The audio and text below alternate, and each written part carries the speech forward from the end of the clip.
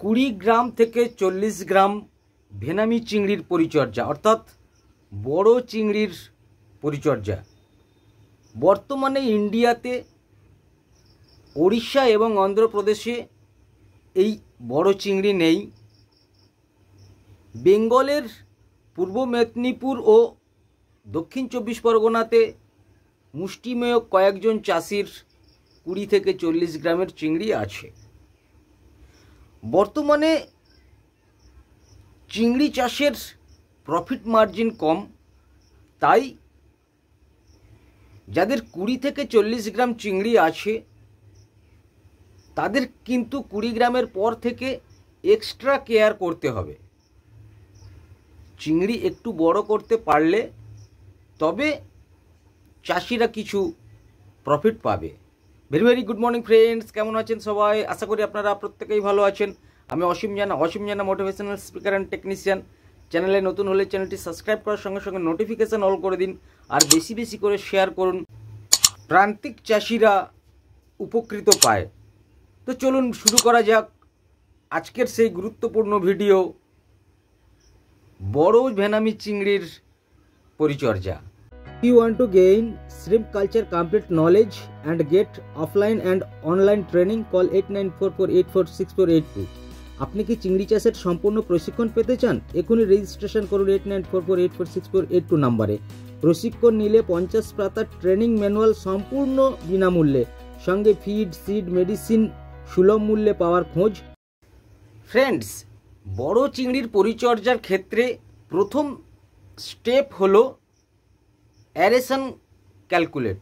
হ্যাঁ বন্ধুরা, আপনার পুকুরে কতগুলি ফ্যানসেট আছে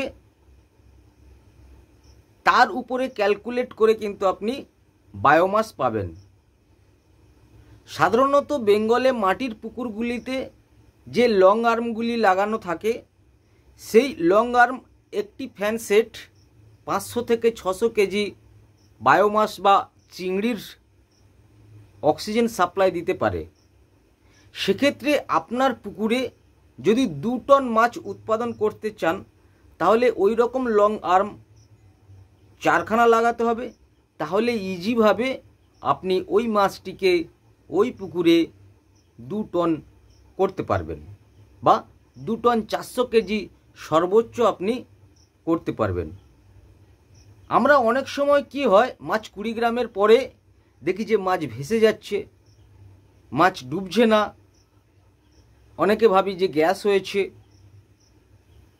কিন্তু বন্ধু, চিংড়ির অ্যারেশন যদি ঠিক না থাকে, চিংড়ির পুকুরের অ্যারেশন যদি ঠিক না থাকে, তাহলে কিন্তু এই মাছ ভাসা আপনি কোনো মেডিসিনে বন্ধ করতে পারবেন না। আর যে সপ্তাহে মাছ ভাসবে সেই সপ্তাহে আপনি কিন্তু গ্রোথ কম পাবে। অ্যারেশনের জন্য বা ডিও শটের জন্য মাছ যদি ভাসে তাহলে সেই মাছ কিন্তু দুর্বল হয়ে যাবে, আর দুর্বল মাছ বিভিন্ন রকম ডিজিজ এফেক্টেড হবে, এমনকি রানিং মর্টালিটি চলে আসবে, ট্রেতে মরা মাছ আসবে, মাছ ভেসে মাছ মরে জলে ভাসবে। এইরকম সমস্যায় হবে, আপনি কিন্তু হারভেস্টিং করে দিতে বাধ্য। তাই বন্ধুরা, প্রথমেই কিন্তু বড় মাছের পরিচর্যার ক্ষেত্রে অ্যারেশন ক্যালকুলেট করুন, তারপর আপনি পরিচর্যার দ্বিতীয় ধাপে এগোবেন। দ্বিতীয় স্টেজ হলো ওয়াটার কন্ডিশন। হ্যাঁ বন্ধুরা, জলের গুণগত মান। পুকুরে জলের গুণগত মান যদি আমরা সঠিক রাখি তাহলে কিন্তু চিংড়ির গ্রোথ সম্ভব, বা বড় চিংড়ি লালন পালন করা সম্ভব। জলের গুণগত মান বলতে জলের মধ্যে যেন ভিব্রিও লোড না হয়, হাই ব্লুম না হয়, জল ঘোলা না হয়, অধিক খয়েরি বা ডিএফ জল না হয়, সেগুলোর দিকে কিন্তু আপনার গুরুত্ব দিতে হবে। জলের গুণগত মান ঠিক রাখতে গেলে আপনাকে প্রোবায়োটিকের যথাযথ ব্যবহার করতে হবে। সেক্ষেত্রে আপনারা প্রতি 15 দিন পর পর হোয়াইট মাস্টার প্রতি 1000 স্কোয়ার মিটারে 500 ml ব্যবহার করতে পারেন। এরপর হলো টারবিডিটি অর্থাৎ ঘোলাটে। হ্যাঁ বন্ধুরা, এই বর্ষাকালে বা রেইন সিজনে ম্যাক্সিমাম বড় মাছের পুকুরগুলির জল ঘোলা হয়ে যায়।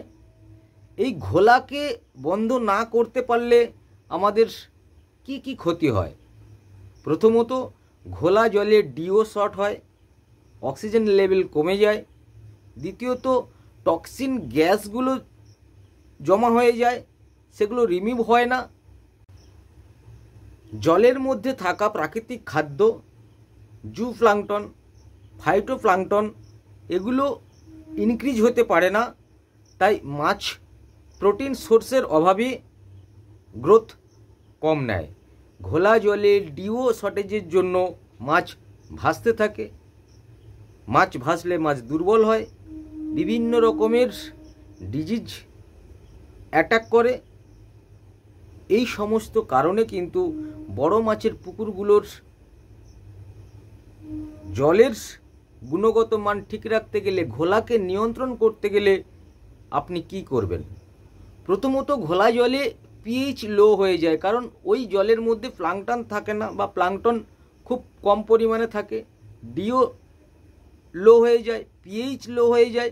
তাই প্রথমে আপনাকে পিএইচটাকে হাই করতে হবে। পিএইচ হাই করতে গেলে প্রতি 1000 স্কোয়ার মিটারে 15 কেজি কলি চুন সন্ধ্যা 6টায় ভিজিয়ে রাখুন। রাত 2টোর পর থেকে ভোর 5টা পর্যন্ত যে কোনো সময় আপনি জল করে ব্যবহার করুন। পিএইচ হাই হয়ে গেল। তারপরের দিন সকাল 10টায় প্রতি 1000 স্কোয়ার মিটারে টার্বি কেয়ার 1 কেজি থেকে 1 কেজি 250 পর্যন্ত নিন।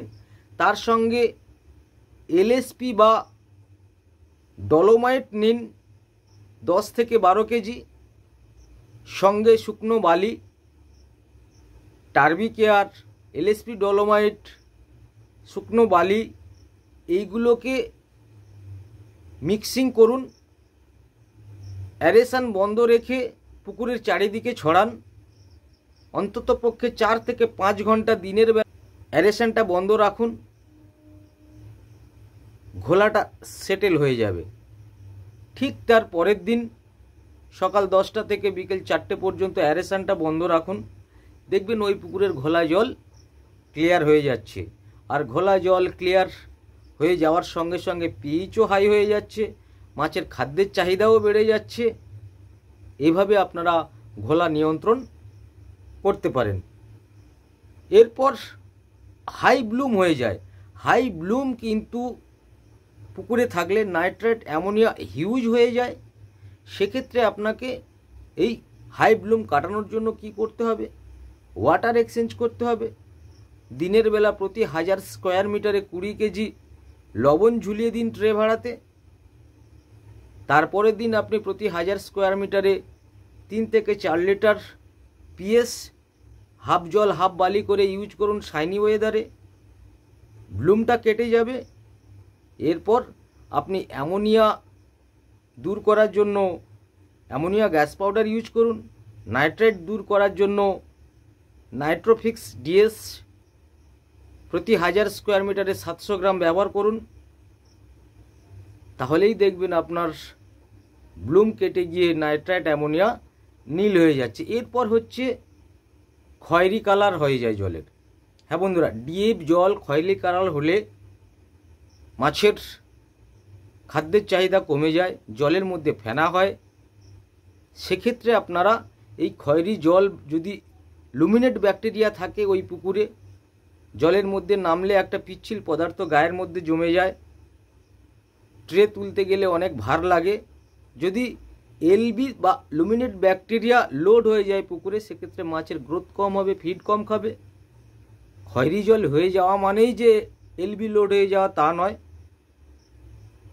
এলবি লোড হলে জলের মধ্যে ফেনা হবে, পিচ্ছিল পদার্থগুলি গায়ে লাগবে, চেক ট্রে ভার হবে। সেক্ষেত্রে আপনারা কিন্তু প্রতি 1000 স্কোয়ার মিটারে 700 গ্রাম এলবি কেয়ার সকাল 7টায় ভিজিয়ে দিন, সেটা সন্ধ্যা 7টায় ইউজ করুন। দেখবেন এই খয়েরি জল ক্লিয়ার হয়ে গিয়ে সবুজ জলে পরিণত হচ্ছে। এইভাবে আপনারা ওয়াটার কন্ডিশনটাকে ঠিক রাখুন। ওয়াটার কন্ডিশন ঠিক রাখলে বড় মাছের গ্রোথ কিন্তু 3 গ্রাম, 3.5 গ্রাম, 4 গ্রাম পর্যন্ত নেবে। তৃতীয়ত বটম কন্ডিশন। হ্যাঁ বন্ধুরা, বটম কন্ডিশন যদি ঠিক রাখেন তাহলে মাছ সুস্থ থাকবে। কারণ কি, আপনি যখন ফিডিং করছেন তার 10 থেকে 20% ফিড ক্যাচ করে ভেনামি কিন্তু খেয়ে নিচ্ছে, বাকি ফিডগুলো নিচে পড়ে যাচ্ছে। নিচে যখনই পড়ে যাচ্ছে তখন তারা খাদ্যের চাহিদা মেটানোর জন্য সেই ফিডটা মাটি থেকে গ্রহণ করছে। আর মাটির কন্ডিশন যদি ঠিক না থাকে, মাটি যদি কালো হয়ে যায়, সেখানে toxin gas, ammonia, nitrite, H2S high হয়ে যায়, তখন কিন্তু মাছের সমস্যা চলে আসে।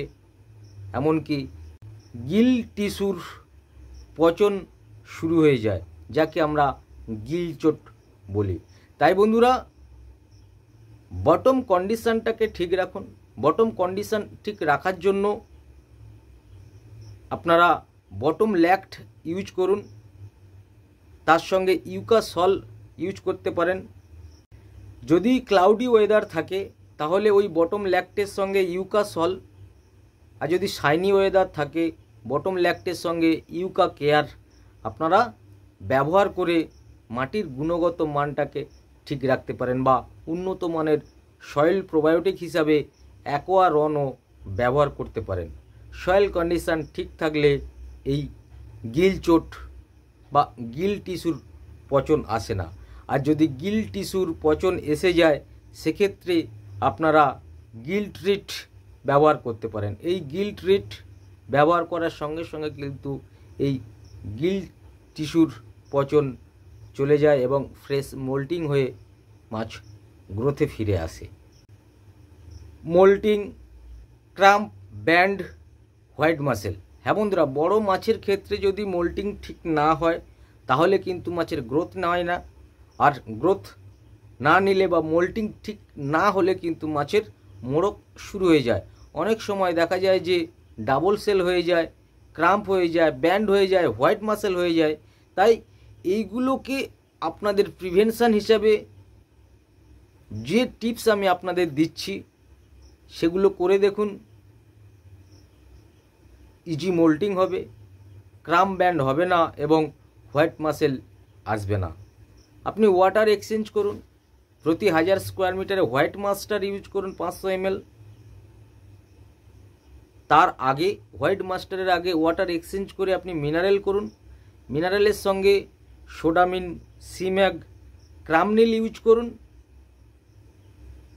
আর ফিডের সঙ্গে কিন্তু লাস্ট মিলে অ্যাক্টিমিন জেল খাওয়ান, দেখবেন ইজি মোল্টিং হবে, ক্রাম্প ব্যান্ড থাকবে না, হোয়াইট মাসেল হবে না, মাছ গ্রোথ নিয়ে আপনার প্রফিটের জায়গায় চলে আসবে। পঞ্চমত ফিডিং। হ্যাঁ বন্ধুরা, বড় মাছের খাদ্যের চাহিদা বেশি থাকে। ফ্রেন্ডস, 20 থেকে 30 গ্রামের মাছ 55 থেকে 60 কেজি ফিড খাবে প্রতি লাখে। 30 থেকে 40 গ্রামের মাছ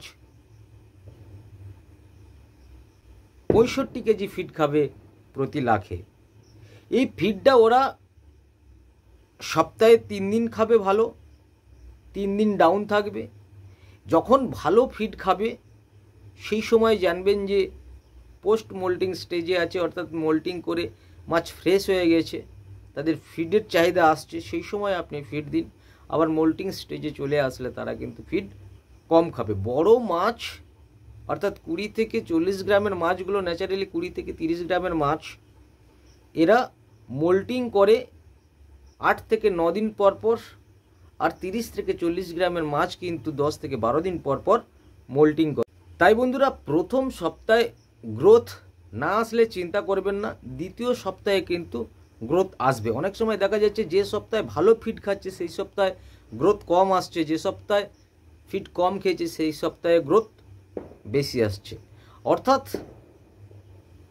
এই যে 12 দিন পর পর মোল্টিং করে এর কারণে। তাই আপনারা 2 সপ্তাহের অ্যাভারেজ গ্রোথ বড় মাছের ক্ষেত্রে হিসাব করে তারপরে আপনারা হারভেস্টিংয়ের চিন্তাভাবনা করবেন। High temperature, heavy rain, moulting period, feed skip করে দিন বা ফিড 50% পর্যন্ত লেস করে দিন। আমি সবসময় বলে থাকি, আন্ডার ফিডিং অলওয়েজ বেটার দেন ওভার ফিডিং।